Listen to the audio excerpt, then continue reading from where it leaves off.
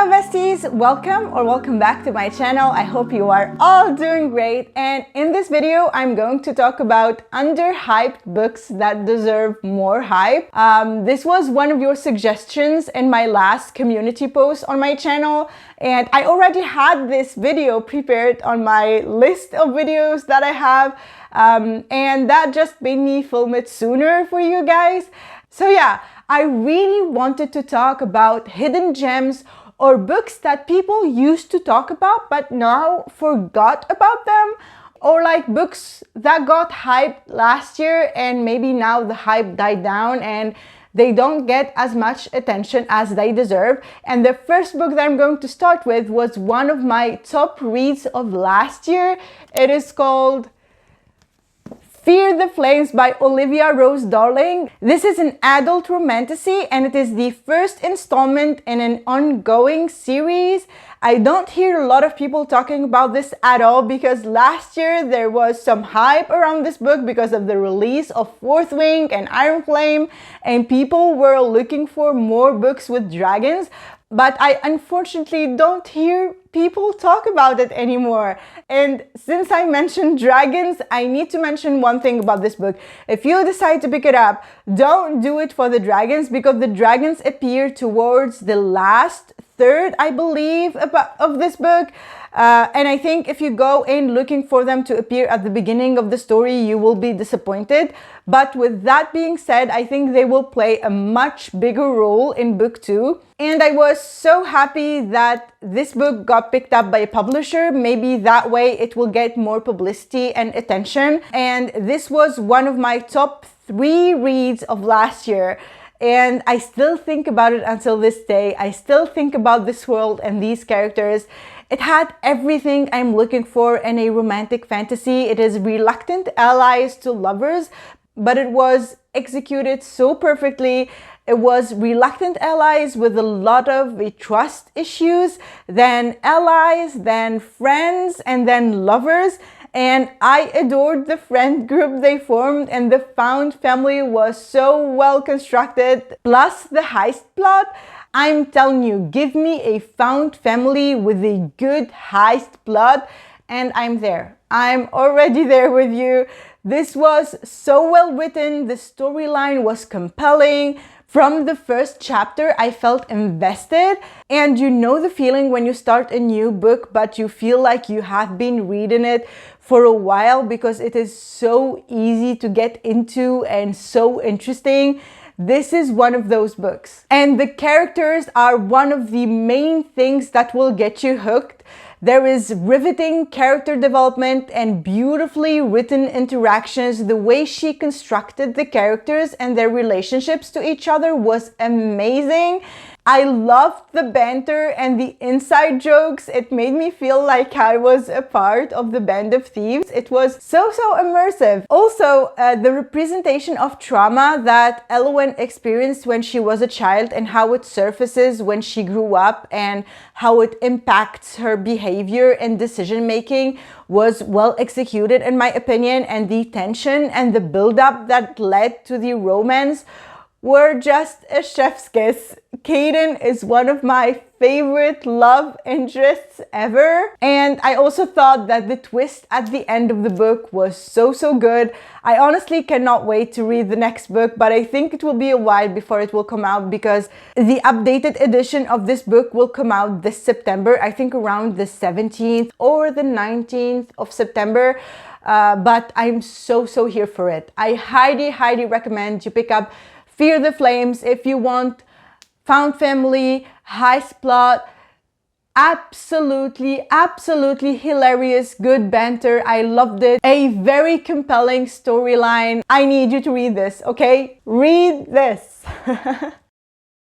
Okay, the next book that I'm going to talk about is a part of a series, and it was my top read of last year because it got published last year. It is V.E. Schwab's The Fragile Threads of Power, and I'm not only talking about this book, I'm talking about this whole series. I said it before and I will say it again. This series, the Shades of Magic series, is phenomenal. And V.E. Schwab's writing is absolutely phenomenal too. This book picks up 7 years after the events of book 3, that is called A Conjuring of Light. If you've never heard about the Shades of Magic series, I highly doubt it, but in case you didn't know, in this world we have 4 versions of the same world. We have Grey London with no magic, their magic was forgotten. Red London where magic is abundant, and we have a White London where magic existed before, but it became so scarce that they tried to confine it. And there is Black London, which was the most powerful one, and people let magic into their souls until it destroyed them.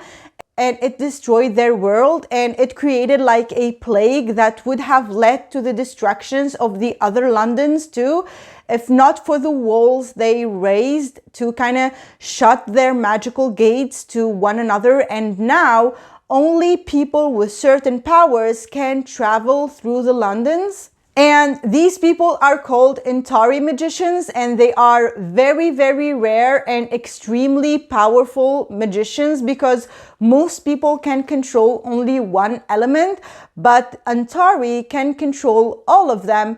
And even more than that, their blood can let them do impossible things compared to other people. They can heal, they can seal or open gates and places, they can turn people to stone, and they can create doors between worlds. And what can I say about the series? I love it with all my heart and soul. This is one of my all-time favorite fantasy series with unforgettable characters and incredible world building. I love V.E. Schwab's writing style, how we follow different POVs and plot lines at the same time, and then everything comes together in the most unpredictable, genius way. And also her time jumps between past and present are so seamless and so effortless, which makes her books a joy, a pure joy to read. I just love her. She's a master at her craft. She has beautiful writing, and I really feel so lucky to have experienced her books, to be honest.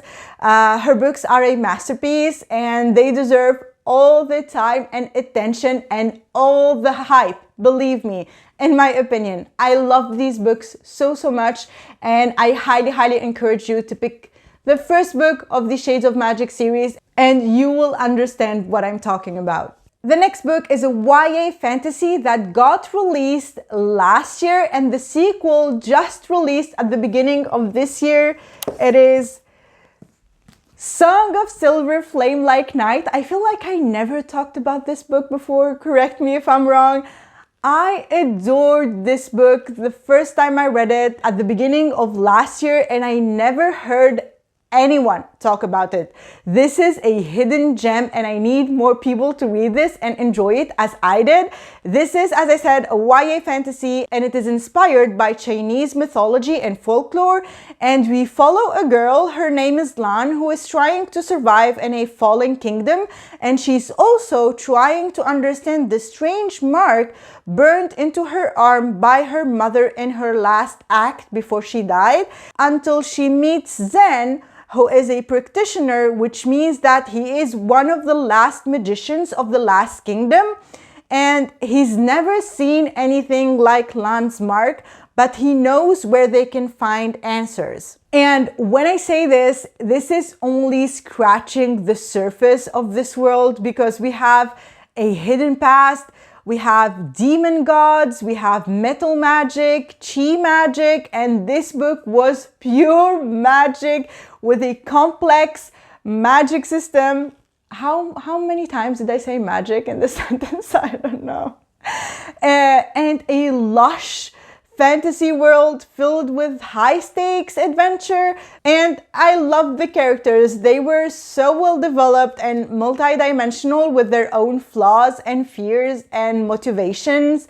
Lan's journey was so compelling, and we follow her as she navigates the new challenges to understand her legacy and magical abilities, and also as she explores her own feelings towards Zen. The romance was heartfelt and so well done and came so naturally. It wasn't rushed and felt realistic. I loved the side characters too. The banter, the world building. I need more people to read this, and especially now that the second and last book, because this is only a duology, and I really do hope it is as good as this one, so I can add this duology to my top YA reads. And yeah, I cannot wait to reread this one and dive straight into the next one, hopefully very, very soon. The next book that, in my opinion, is severely underhyped is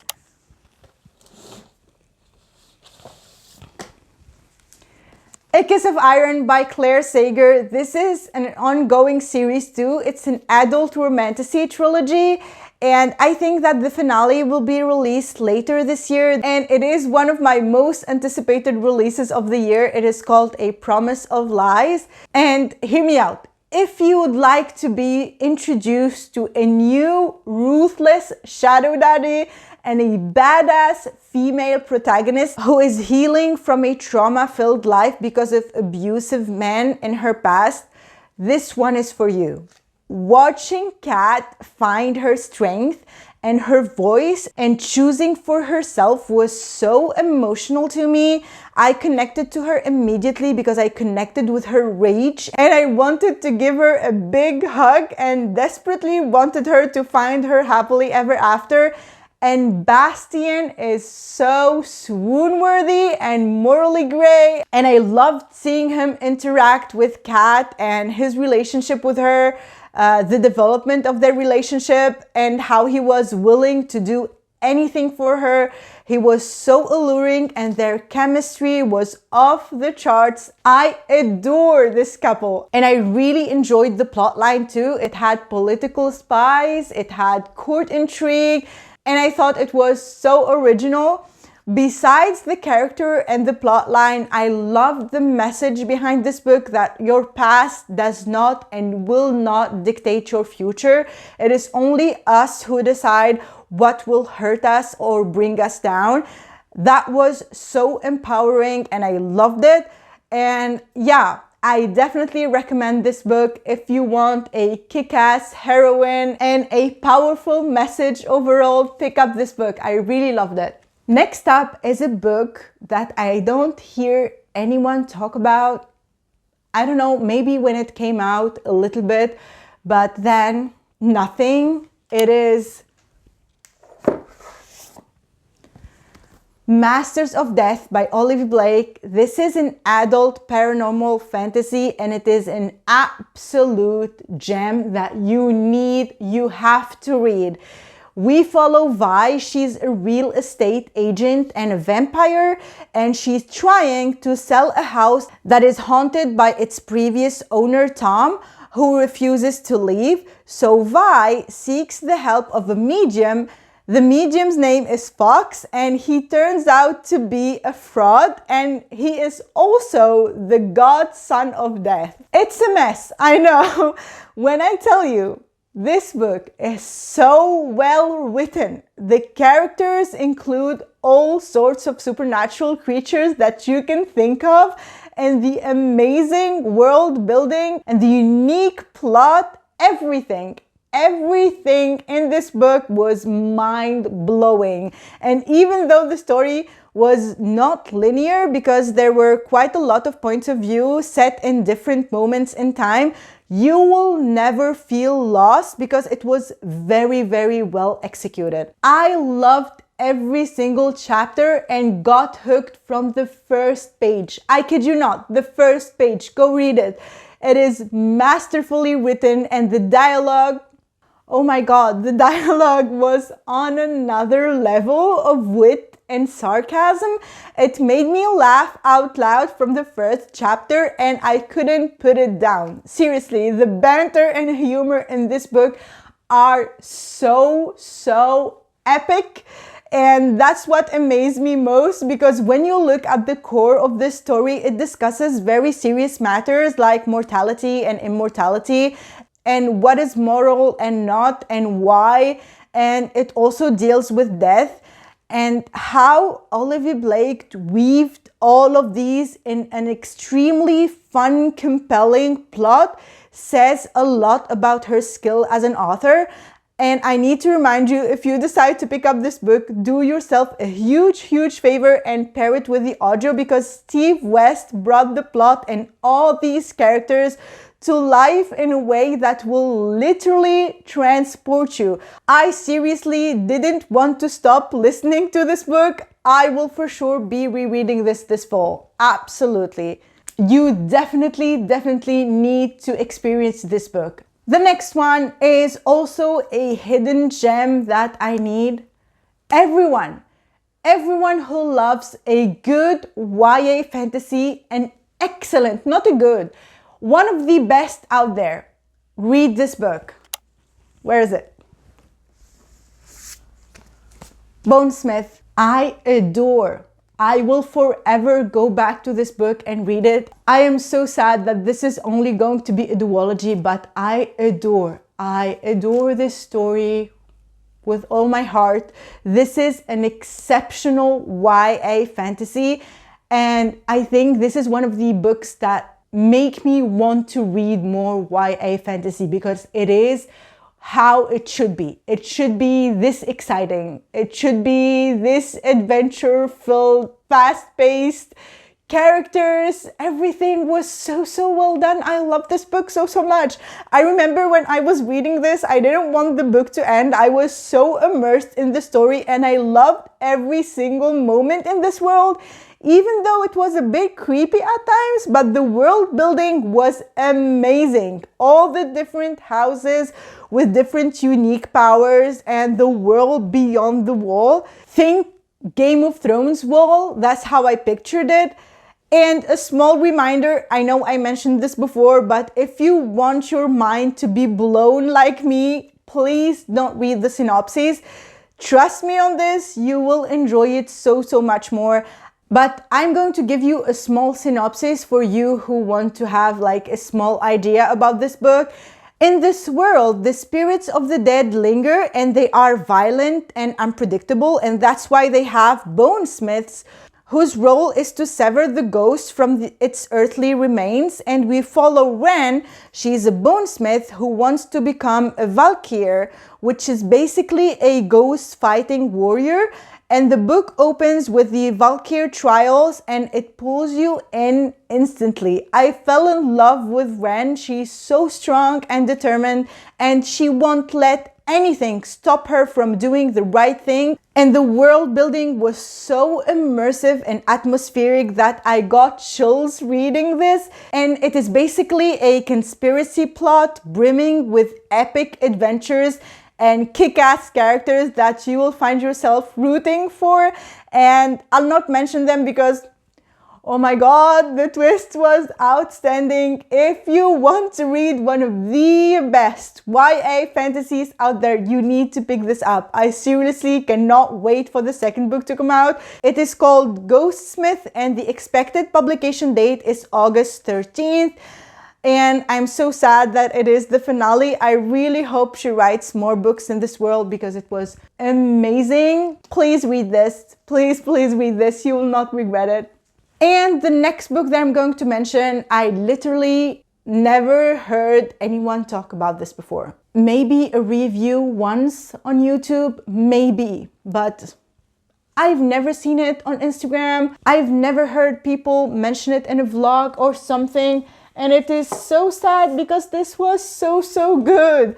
Girl, Goddess, Queen by Bea Fitzgerald. This is a Greek mythology retelling of Hades and Persephone. This got released last year in July.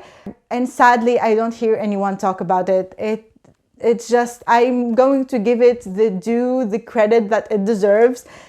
It is a very fresh, light-hearted, rom-com-y take on Hades and Persephone with the fake dating trope and women's empowerment.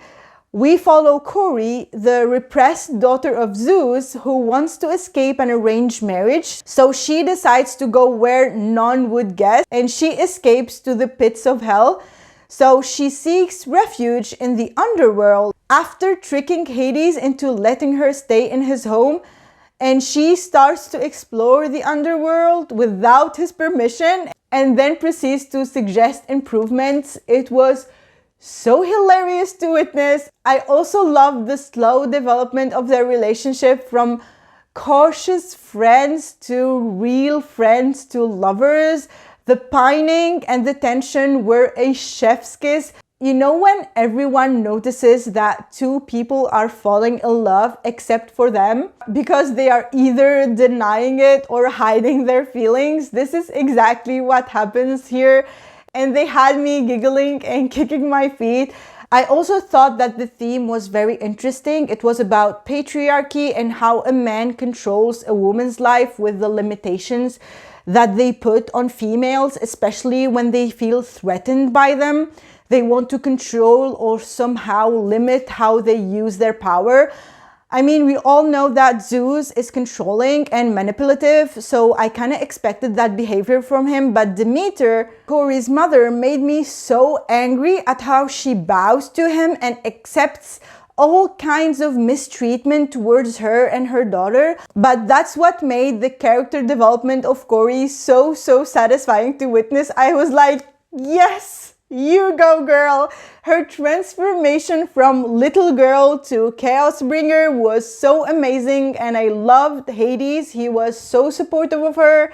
I think if you love the graphic novel Lore Olympus, this would be perfect for you. It is a rom-com fantasy with a very powerful message that I enjoyed so much, and I need more people to read this. And yeah, that was the last book on my list of underhyped books. I have more books on this list, but maybe I will do a part 2 in the future. And if you made it this far, leave me the crown emoji. And if you enjoyed the video, you know what to do. Subscribe and join the beautiful, amazing community of book besties here. And until I see you in the next one, bye!